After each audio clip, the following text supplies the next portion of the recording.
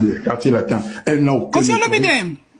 Laissez-moi finir, s'il vous plaît. S'il vous plaît, ne me traitez pas comme vous traitez les gens. Considérez que j'ai quand même un petit truc de différent, sinon de plus. Donc je dis ceci, considérez que cette dame sait ce qu'elle fait.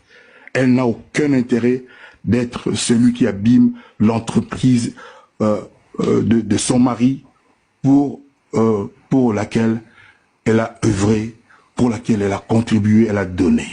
Pour le boulot, laissez-nous travailler dans la quiétude. Je vous le dis, on m'a supplié de ne pas dire cette phrase.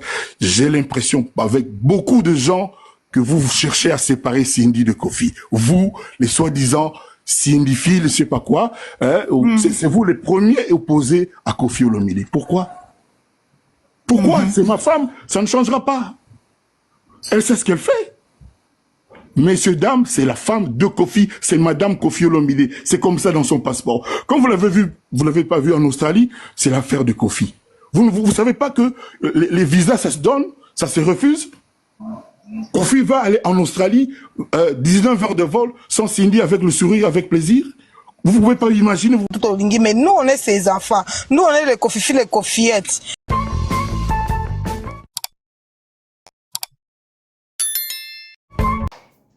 Bon week-end à tous, c'est Clearus TV, bienvenue sur ma chaîne. Merci Naba Oun surtout vous attendre et autant la biso. Merci Nabino au beaux abonnés et les non abonnés pour continuer toujours à soutenir biso et ça la biso énormément très bien. En tout cas, tout le monde hier ma partie, je dis live ils ont ça la TikTok. Tout le monde artiste na biso musicien les grands mon pas au Kalatomba tout ça bengara légende ceci c'est là ba combien bela zana yango. Depuis que la légende de Nabiso a commandé moi si na ya mwana musala et légende a se rabaissa donc veut dire anikiti ça na ba niveau moko boye impossible. Légende a se permettre à matana live ya ba fan pour aya ko défendre Cindy o akoma moi sino et légende n'a pas obligé batu ba benga e madame Olomide. Non. Ok, obligé batu to benga e madame Olomide. Oui, c'est ta femme. Mais on est obligé, ma camarade, non, ma connaissance, non, mais public, qui est obligé, madame Olomide. Même si au balaye, bokenda civil, bokenda mairie, bokenda ceux qui ont religieux, nous, ce n'est pas notre problème. Comme on a son vrai nom, c'est Candy. Comme on a scène, c'est Cindy Leker, oh, yo pesa et tombé, comme on a Cindy. Oh, il faut le réclamer que non, vieux Jossard, pe abimarana, moi, si, abali, moi, si, à moi ça a 35 ans et à 12 ans et bozo lobela yango te kaka ya bala na Cindy nde bo lobela Cindy to lobela kayango da parce que Cindy aza mwana musala na yo ozo ba bosali 18 ans yo na maman Aliane bokabwani je pense c'est ce qui na ba 2000 combien ce peut na 2021 ou si je me trompe pas 2021 à peine je pense 3 ans ou 4 ans yo la maman Aliane officiellement boyo te bi ka baza souté to na ko yo ka ko ndera ba c'est surtout moi bosali 18 ans veut dire bozala ki na maman Aliane bozala ki nayi parce que eloko ba te belé ba lingela ka Cindy te o ba te belé ba vandela ki na ba live bataka c'est parce que a baby salibala Cindy Cindy ya chanteuse aza exemplaire te suko o mona batumo boye butumo bazo yemba o la za l'exemplaire. Ce kamutayo qui se vient que patron na ye a bebisa libala ya patron na ye na bana ne baloba na soute po na ye mwana kutu ya patron na ye Didi Stone ba kuma ko pika kaye apostake Didi Stone na finga ke ceci cela boye so tout ça c'est batu ba monyango yango monaka ndeti nga na ko linga Cindy te na ko linga Cindy kaka na mongongo so ka yembi voix déjà voix ya Cindy et comment nango ennuyant batu ba s'ennuyant nango ndeti nga boye na ko linga Cindy te bo moto na parce que na zo so moni Cindy aza exemple ya baso ba bebisaka ba mabala ya bato c'est pour cela moni bato balinga kete to yoka bo mona comment ko Olomide et na ina bossa na vieux Jossard abali mo ça na baso ba 40 ans baso 35 ans oui et car pente za makasi là c'est vrai mais moi ça na to lobela parce que aza chanteuse te tout le monde est ici quand il y so kazalaka danseuse na en tout cas to occupé li solo yango peut-être kazaki danseuse na aza chanteuse télé ko na vieux Jossard libala na mama ya bana na ye vie Josa ayaka ko ridiculiser yete atinda rabat ba rabaisser mama ya bana na yete soko mwana mwasi na to critiquer nini oui azape mwana mukie abenga vie Josa on dirait koko na ye donc ana age ya bana na ye ko bakoza ta bana vie Josa bakoza ta mususu mukolo ya mwasi na mais problème ya mwana mwasi na zaki aza chanteuse te to yebeli na makamba ko yemba te c'est pour cela to lobela ya ngote tango yo moko bandi vie Josa ozo comparer que si vie Josa mwasi na za écart makasi par rapport à Cindy mais Cindy aza chanteuse na yo abebisa libala na ona mama Liane esuki wana te tout le monde a ba bêtise au bossé la biso na musique déjà ba tebele ba longa na quartier la tête pour na Cindy c'est pour moi ça na sa vie Josa na nga lo bakino alongwa na orchestre vie Josa pona ye sokozo yemba yazo gangela toyoka yangote bandeko Cindy Landry Olomide déjà sabe nganga lo balanga ke Cindy abundisaka Koffi Olomide Landry Olomide benganga je pense à l'époque nous aki na les Cholettes na Sarcelles les Cholettes à l'époque abi Cindy abundisaka Koffi Olomide donc pona ye Cindy Koffi pona Cindy Koffi Olomide ça n'importe quoi des fois dans la paix la maman Liane na boinga Cindy da tumeli na ina ke koluka mosi mususu esanga su babuzo bada to vanda ka na Cindy mais ti omoni ko fami da mata ba live yana mutema moto c'est Cindy mutatinda ke otala ka muta salisa Cindy vidéo ke vraiment fallait bimana ngate atango na page na officielle si vous avez un peu de temps, c'est permis de faire live. Oh, on se comparer na vie Josa. Mais Cindy a bébé si foyer na yo, yamo mon batba le bela Cindy mingi parce que yembaka. Et les colons na batba le bela quartier la tête parce que quartier la tête bana ya koma quartier la tête est là. Quartier la tête net ko faut me dire azolo la personne qui Cindy azana ba œuvre, azana ba album. En tout cas œuvre Cindy na ebité. Na album wana beta kawana o pesa ka SP Maxi single banzembo ya kala to retena na biso nzembo te to ana eloko mo te ko to vala pena to kasaki o œuvre ya Cindy ezati boyoka comment Koffi Olomide lui-même à se permettre à matana ba live hein Cindy pe nam ta atinda ki Cindy atinda ba ofinga ba série Didi son na comment ko ataka kaya Didi son mo ataka kaya mais yake ko poster kuna baramusuda akoka kate se ka lobi na yo a manipula ka papa ya ba Koffi Olomide Cindy a manipula Koffi Olomide sikoyo ko portala c'est na koli na zakara na vanda boyoka quand j'ai lancé la légende qui a été séquestrée qui a été Tala Martina live j'ai fait des conférences j'ai fait des annonces j'ai dit quand vous allez écouter le rendu de Cindy dans la deuxième partie, vous n'en revenez pas. Koukoulou est là, Boutique est là, je vais oublier les titres. Au lieu de mettre ça en avant, vous passez votre temps, son couronnement, elle a déjà été couronnée. Il n'y a pas plus grande chanteuse en Afrique aujourd'hui que Cindy. Il n'y a pas plus grande chanteuse en Afrique que Cindy. En tout cas, Cindy qui grande chanteuse na yewana. Ayemba ni nyango opena na Afrique. Bato soe batali ba bandokanisa ka Cindy penda ayemba ka nini to ayemba nini opena na Afrique bato soe bavandi ba okanisa Cindy te. Non Cindy qui grande chanteuse ango déjà ça azaki voté pas ba nani na côté nini. Qui grande chanteuse à Cindy Koffi Olomide c'est normal faut comme ça parce que azam moi si na yo moi na musala na opé moi si na yo c'est vrai. Il y a pas plus grande chanteuse que Cindy. On a qui grande chanteuse à Cindy. Tu vois, on est content et comment monotonie. Et à Charlotte et aux autres, je vous le dis. Pardon. Il n'y a pas un artiste qui n'est pas leader d'un orchestre, que le chef d'État, les ministres, les patrons d'aéroports, dans tous les pays où on va, demandent à saluer comme Cindy le cœur.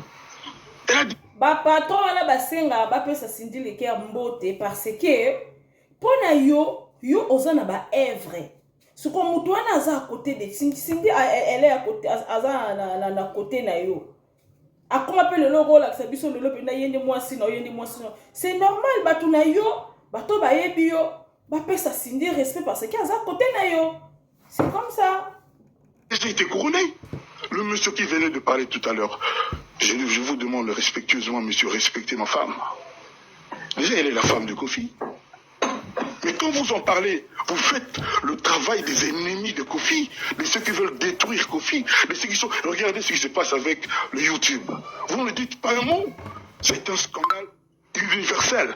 Ça n'a jamais existé que quelqu'un vienne mettre en privé le YouTube d'un artiste comme Kofi Olomide. Le YouTube, c'est comme la boutique, le shop, le commerce de chaque artiste.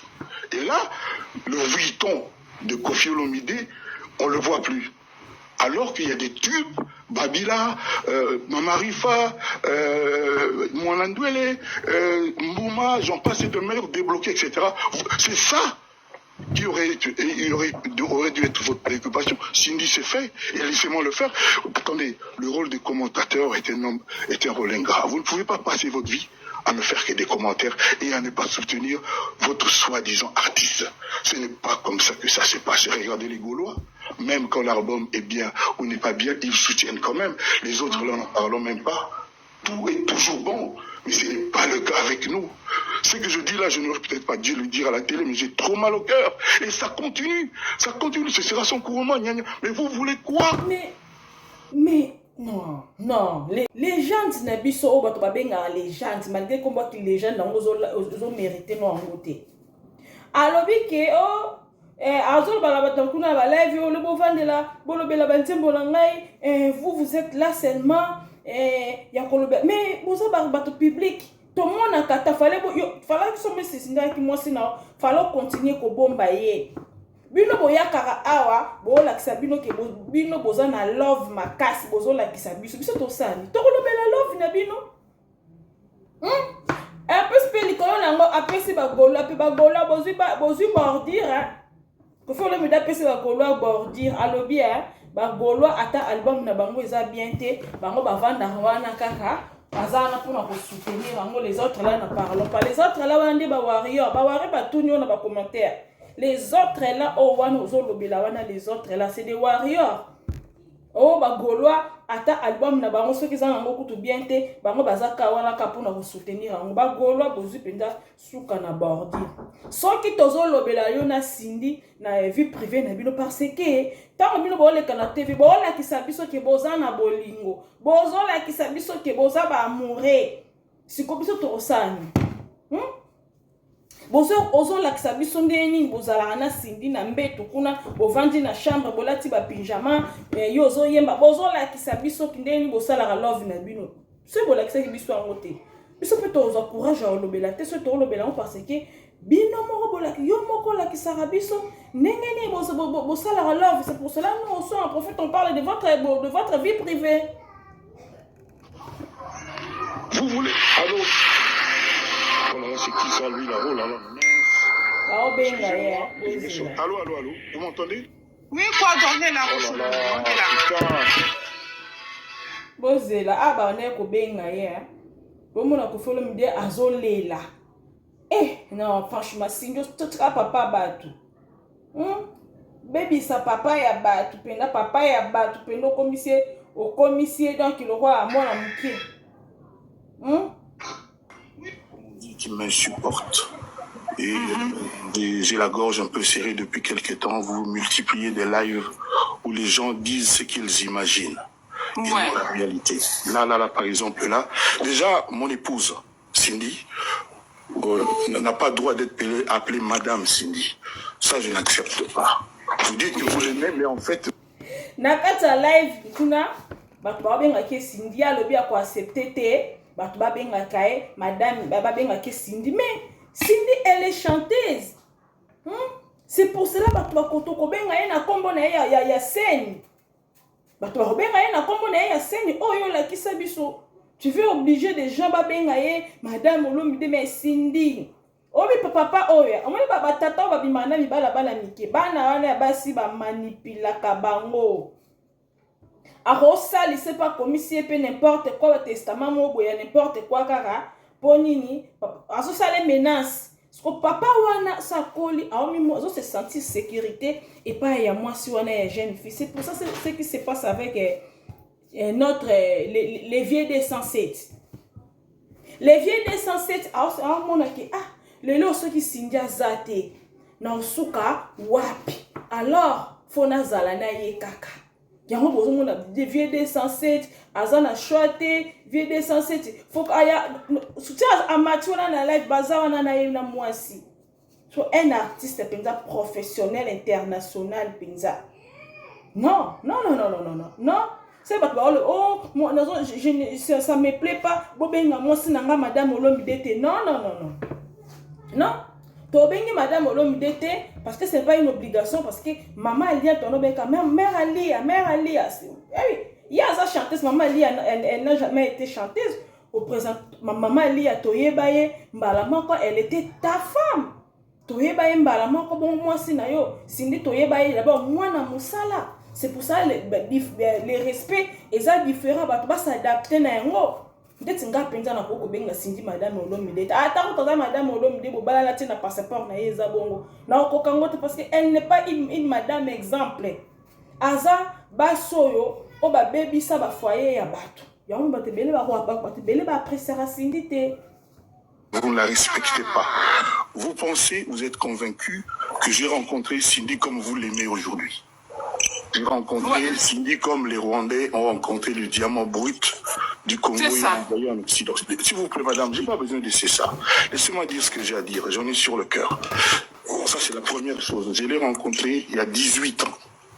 Elle n'était pas du tout comme elle est aujourd'hui. Rien à voir. Et je suis fier d'elle, très fier. Et puis, je suis fier de ce que j'ai pu investir en elle. Et je remercie Dieu d'avoir fait que les choses soient comme ça. Vous savez, quand j'ai rencontré cette dame, elle avait des collègues chanteuses. Il y en a qui chantaient au moins aussi bien qu'elle. Elle chantait mieux que d'autres et d'autres chantaient mieux qu'elle. Au jour d'aujourd'hui, on ne parle d'aucune de ses collègues qui n'ont pas eu la chance d'être avec Kofi et ni avec aucun autre musicien congolais. Mais à l'époque, ils étaient avec des musiciens congolais, Cindy la même chose, et ils étaient traités sous la même enseigne. Et ça n'a jamais été dit dans vos lives. Jamais. J'ai l'impression que beaucoup de gens... Azo malabso que non, les autres là pour les baméger, to lobela yango, il y a déjà lobela yango qui ne sait pas que MG30 à Bandaka bazana ba Cindy et MG30 elle était chez Mama Chalamwana. Dès les vivants ya Mama Chalamwana MG30 à Longwa Kanae. On peut pas répéter toujours la même chose, non. Mais j'ai n'aya yebite que MG30 a yembana Mama Chalamwana azaki na orchestre ya Mamuna Sonnet qui ne le sait pas personne. Ba tout ba yebi yango. Et MG aza sous activité na musique typique. A comment na une musique gospel. Ce que tu vas nous rappeler la caille et tu nous rappelles pourquoi. Avec moi que votre but c'est séparer Kofi de Cindy, sa femme. Je ne sais pas pour quelle bonne raison. Je viens d'entendre ça. Et croyez-moi, l'intéressée a mal au cœur elle-même quand elle vous entend parler. Vous savez, une femme, c'est une femme. Une femme, c'est une fleur. Une femme, il faut la protéger. Une femme a toujours eu besoin de protection. C'est pour ça que Cindy, disciplinée, talentueuse, douée et surtout honnête, n'a jamais marché que droit depuis 18 ans. Et Cindy n'est pas honnête. Le répertoire. Cindy n'est pas honnête. Elle a rabi son casquette à moi na musala, travailler sans chanteuse. A comme une casquette ya maman nandako. Elle n'est pas honnête. Tant azo bimana mobali abike Kofi Olomide na zamba la maman elle n'est pas honnête. Ya on va te bele batol ba détester Cindy, c'est à cause de ça. L'histoire de Kofi qui est devenu le répertoire de Cindy. Magistralement, a fait d'elle ce qu'elle est. Cindy avant Kofi était avec des gens de talent. Koulma Topé, elle a fait des nzongzing, comme on dit, avec beaucoup d'artistes congolais. Beaucoup, du Zaïre Congo. Et avec Kofi Olomide, Dieu aidant, elle est ce qu'elle est devenue. Moi, je l'appelle la deuxième première dame du Congo Zaïre. C'est ça. Mais à vous entendre parler, vous qui dites aimer Cindy, on croirait que vous n'aimez pas Kofi. On croirait que votre but, votre cible, votre aboutissement serait séparer Cindy de Kofi. Alors, ceux-là que vous appelez les méchants, que vous décriez, Leur but à eux serait quoi? Ils se frottent les mains. Vous leur faites leur lit. Vous leur faites leur business. Vous qui dites aimer Kofi, aimer Cindy. Vous avez créé le terme Cindy Love. Vous qui dites aimer Kofi, aimer Cindy. Aimer quelqu'un, on ne peut pas forcer quelqu'un à aimer quelqu'un. Tu ne peux pas forcer quelqu'un. Mais au fond, on ne t'aime pas.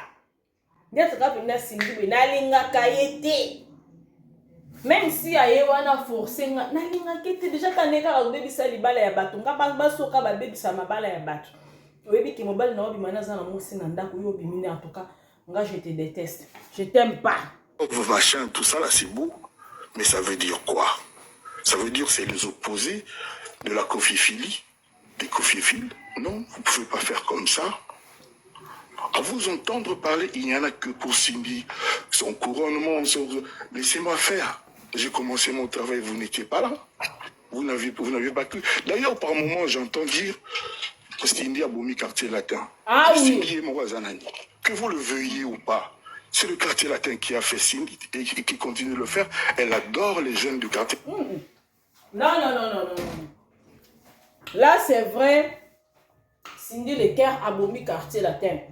Parce que depuis qu'elle est là, seulement elle. Ce côté va rap, na Instagram, a gagné la bateau, a drum, a gagné la bateau. A bomi quartier parce que Azaraka minene. A vimba kaka. A bomi quartier latin parce que banda ya même na ba danseuse bandeko. Otala ba soit za Cindy soit za ki monsi malamu. Ba c'est na biso mususu ba danseuse ba bato ba ko bina biso souté. Ba danseuse ba quartier latin kitoko bazala raso souté parce que Cindy azobanga omona ka on dirait wa komana mobile nanga. C'est ça.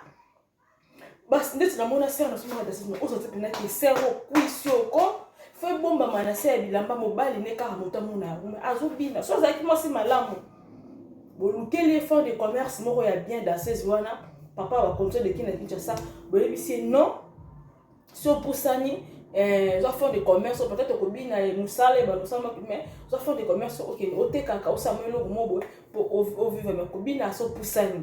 Comment le kaba jeune ye akolinga kaba jeune fille te bazala ba danser falinga baso déjà o batara ba choko wana poye mo batara choko te baso batara ba choko wana ba oyo suko omuni nzoto et pusani viki azo ko avancer tout emo bisunye zo bima yes ko falinga basi moko ya bongo ba danseuse ya bongo parce que amona yo omona ba on ko comme si bazalo ko sanité. Et il y a des marques qui toquent. Bah, ça, c'est parce que Aza jalouse, Cindy. Elle adore. Au lieu de passer votre temps à parler de JR33, de ce que Kofi est en train de bâtir, je vous le dis, ce garçon va exploser grave. Au lieu de mettre ça en avant, parce que Cindy va tuer l'entreprise de son mari, pour gagner quoi? Le quartier latin, c'est l'entreprise de le mari de Kofi de Cindy, donc l'entreprise de Cindy elle-même. Ne vous trompez pas de guerre. Oh bien, ne vous trompez pas. Un moment, les ridicules ne tuent pas. C'est lui qui ose proclamer aujourd'hui. C'est lui qui ose fameler biso aujourd'hui. Soit disant ta femme, un homme qui a envoyé sa femme s'asseoir comme ça, faire une vidéo pour démentir ta femme, vous savez, c'est une vidéo pour venir démentir ton cas que artiste et musicien wana la langate, et fandwa la langate, à côté la pe jamais kola langa. Moi si na yo, oh toi tu aimes vraiment, tu aimes avec tout ton cœur. Au vent de cette à ça la vidéo na nuisette. Oui, totola le larango et de l'autre comment on les bicole, comme il a qui na mort, comme on l'a tomato ba veste. Au salisa ye vidéo avant la vidéo ya tongo posta pour akolobaké et fandwa la langate ta femme que tu respectes ozo ko obligé ba fan ba respecter ozo audace ko salisa ye vidéo pour akoloba ala langate ta femme moi si na yo oyo linga pe ko salisa vidéo wana osindia sala. Non, non. Il y a un moment où Cindy a un mois ça là. Cible, mesdames, messieurs, moi j'ai mal au cœur, permettez-moi de le dire. Vous faites un boulot à l'envers. On a un album magnifique. Au lieu de vous consacrer à parler de cet album, où Cindy, je l'ai fait exploser. Quand j'ai lancé Légende, qui a été séquestré, qui a été malmené, comme vous savez, j'ai fait des conférences, j'ai fait des annonces, j'ai dit, quand vous allez écouter le rendu de Cindy dans la deuxième partie, vous n'en revenez pas. Koukoulou est là, Boutique est là, je vais oublier les titres. Au lieu de mettre ça en avant, vous passez votre temps, son couronnement, elle a déjà été couronnée. Il n'y a pas plus grande chanteuse en Afrique aujourd'hui, comme on dit. C'est triste, hein? C'est triste, vraiment triste. Et à ne pas soutenir votre soi-disant artiste. Ce n'est pas comme ça que ça se passe. Regardez les Gaulois. Même quand l'album est bien ou n'est pas bien, ils soutiennent quand même. Les autres, là, n'en parlons même pas. Tout est toujours bon. Mais ce n'est pas le cas avec nous. Ce que je dis là, je n'aurais peut-être pas dû le dire à la télé, mais j'ai trop mal au cœur. Et ça continue. Ça continue. Ce sera son couronnement. Mais vous voulez quoi? Vous en parlez. Vous faites le travail des ennemis de Kofi, de ceux qui veulent détruire Kofi, de ceux qui sont... Regardez ce qui se passe avec le YouTube. Vous ne dites pas un mot. C'est un scandale universel. Ça n'a jamais existé que quelqu'un vienne mettre en privé le YouTube d'un artiste comme Kofi Olomide. Le YouTube, c'est comme la boutique, le shop, le commerce de chaque artiste. Et là, le Vuitton de Kofi Olomide, on ne le voit plus. C'est ça qui aurait dû être votre préoccupation.